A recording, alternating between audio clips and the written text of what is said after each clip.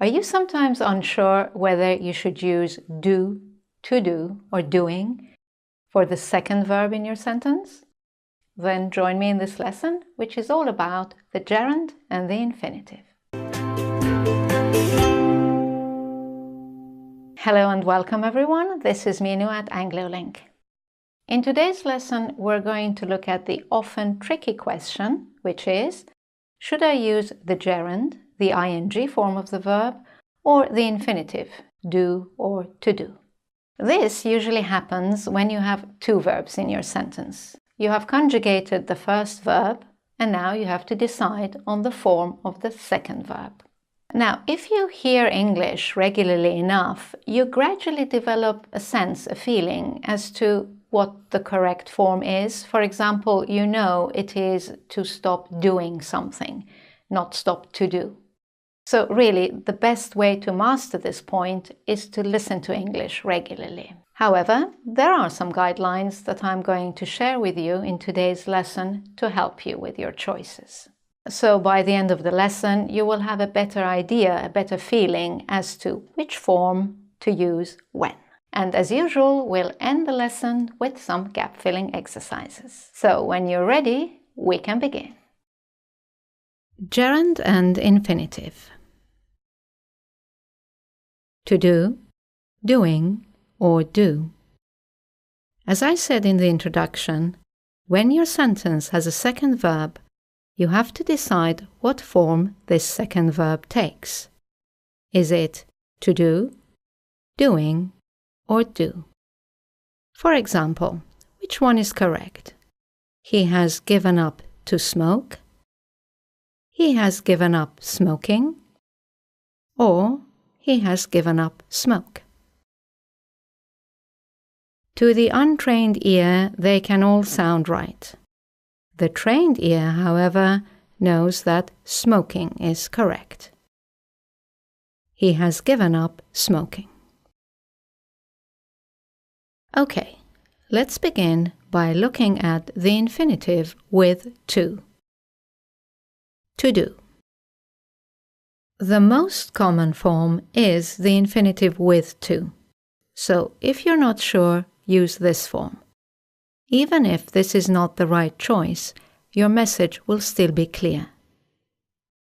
Some common verbs and expressions followed by to do are want to do, would like to do, need to do, decide to do, can't afford to do, it's time to do, etc. Okay, let's look at the gerund now. Doing. The gerund is also quite common, but if you're not sure, stick to the infinitive with to. I recommend this because if you use the gerund where you shouldn't, you can confuse your listener about the tense, simple or continuous. Some common verbs and expressions followed by doing are stop doing, enjoy doing, suggest doing, avoid doing, wouldn't mind doing, how about doing, etc. There are some verbs that can be followed by either to do or doing. For example, like, love, prefer, doing, or to do. Start, begin, continue, doing, or to do. Bother, doing, or to do. Note that with the verb remember, the meaning changes. Remember to do means not forget to do. For example, I remembered to book a table means that I didn't forget to do it.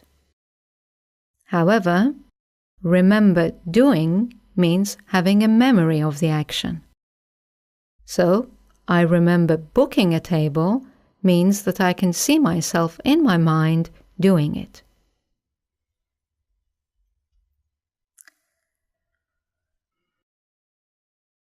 One rule that always holds is that prepositions must be followed by the gerund.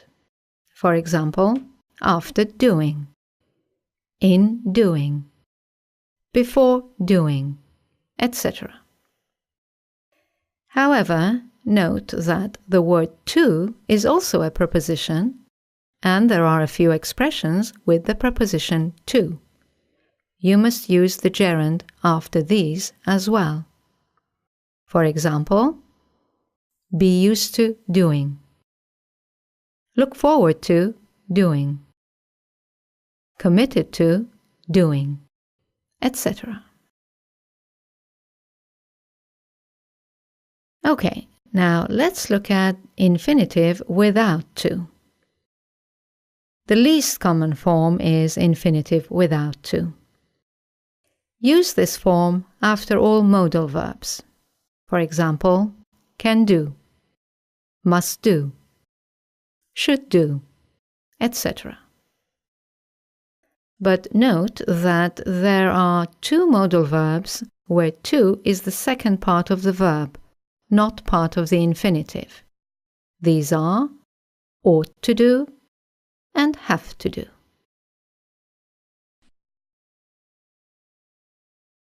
Use the infinitive without to also after these verbs and expressions. Let someone do. Make someone do. Have someone do. Had better do. Would rather do. Why not do? Note that the verb help can take both forms. Help someone do or help someone to do.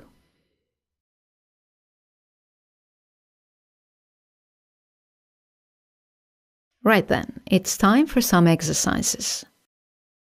I have chosen 10 verbs and expressions that I have not mentioned in the lesson. See if your ears will tell you which form sounds correct. So choose the correct form of the verb in brackets, do, to do, or doing. For example, I managed get in touch with her. The correct form is the infinitive with to. I managed to get in touch with her. Okay, let's begin. Number 1. We needn't worry about this. We needn't worry about this. Number 2. I've been advised contact a lawyer. I've been advised to contact a lawyer.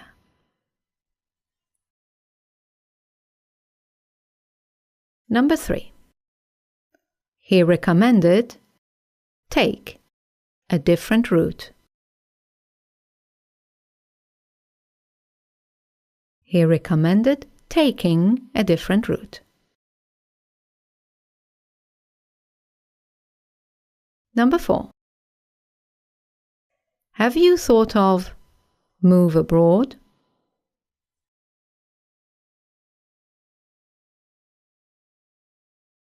Have you thought of moving abroad? Number 5. He deserves be treated better. He deserves to be treated better. Number 6. She goes ski twice a year.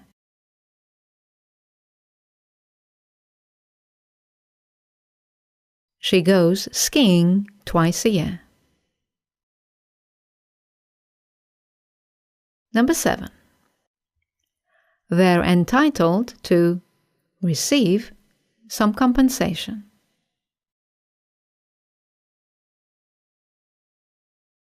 They're entitled to receiving some compensation.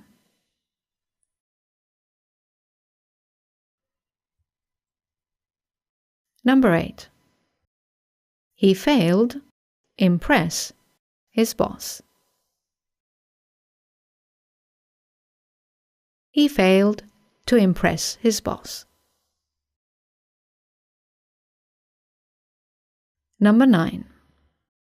Do you fancy go for a walk? Do you fancy going for a walk? Number 10. She got me sign a contract. She got me to sign a contract.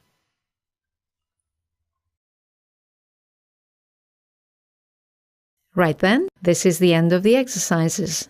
I hope you did well. As you know, you can now go to our website anglolink.com for more explanations and exercises. Thank you for watching. I look forward to seeing you in my next lesson. Bye now.